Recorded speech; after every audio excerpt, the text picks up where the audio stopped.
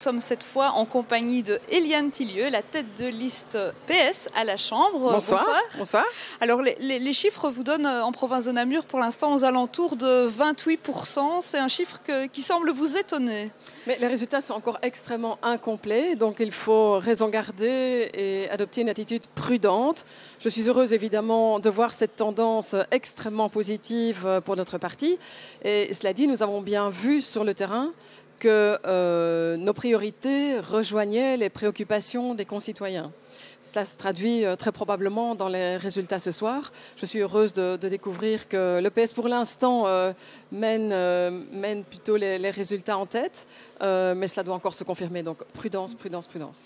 Est-ce que le fait que le PS ait fait peut-être une campagne sur le terrain, mais peut-être moins dans les médias ou dans les petites phrases, on a eu l'impression que dans la sphère médiatique, le combat était plus MR écolo et que vous êtes resté un peu au balcon. Vous pensez que ça vous a servi ? Nous avons voulu mener une campagne respectueuse, une campagne de projet où nous avons pris le temps d'expliquer, de concentrer notre message pour qu'il soit bien compréhensible et d'éviter vraiment les invectives à l'égard des autres partis.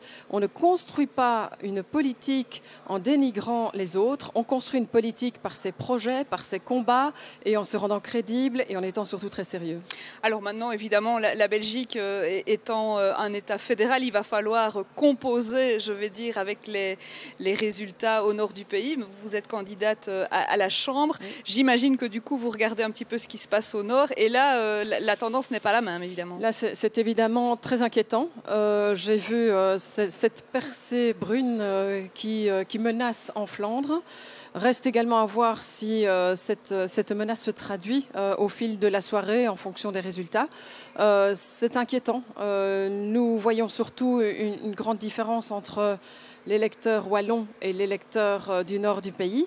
J'espère que nous pourrons malgré tout, dans les coalitions futures, réaliser un maximum de notre programme qui fasse la part belle à la dignité et qui réponde vraiment aux besoins des gens.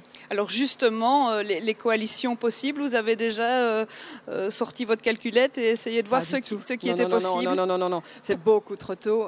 C'est surtout l'apanage des présidents de partis et c'est beaucoup trop tôt à ce stade ce soir que pour pouvoir se prononcer. Mais il y aura des partis avec lesquels le PS ne voudra pas gouverner? Ah là, ce soir, c'est encore trop tôt pour le dire vraiment. Il y a des choses pour nous qui sont inacceptables, mais ce sera au président de parti de se prononcer. Vous ne voudrez pas nous les dire tout de suite? Ah, ce ne sera pas moi qui viendrai le dire sur votre plateau. Eh bien voilà, on va attendre Elio Di Rupo, donc ici au Parlement de Wallonie, pour en savoir un petit peu plus. Je vous rends la parole.